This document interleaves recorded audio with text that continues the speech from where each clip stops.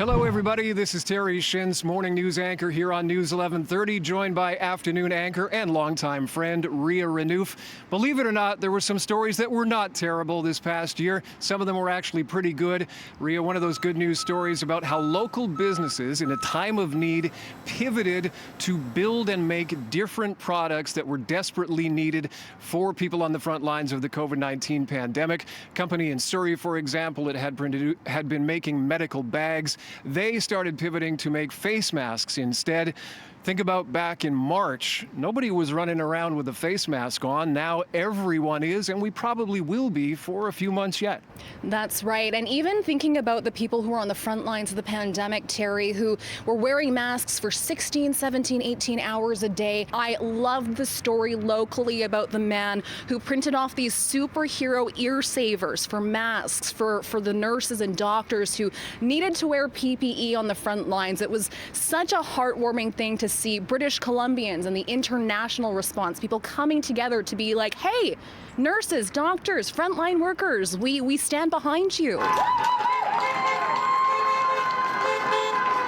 And that wasn't the only thing, Terry. It was a little loud every once in a while every night. Yeah, 7 o'clock for a long time would be get out and cheer for the frontline workers. I know in our neighborhood, Burnaby, New West, South Burnaby, first I didn't even realize what it was because it seemed kind of organic, but people would be out banging the pots and pans and cheering on the healthcare workers who even in the very early days were starting to stretch and were feeling the brunt and the burden of dealing with the pandemic. That would continue for months on end in Greater Vancouver, and for a time did bring a sense of comfort and community to people dealing with the pandemic.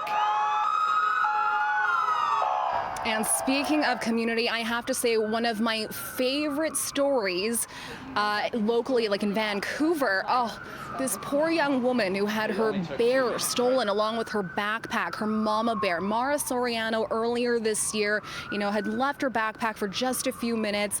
And then all of a sudden there was this massive response, Terry, including one Ryan Reynolds who even offered a $5,000 reward, no questions asked, for anybody who returned this little bear. My mom was the best person in the whole world. I want to be just like her when I grow up. She was incredibly generous. She would take the shirt off her back for you. She loved to laugh. She loved to play games. She loved to sing. And I couldn't think of a better ending for this story. Now, obviously, the mama bear had a deep connection for the young woman and her mother who had succumbed to cancer earlier.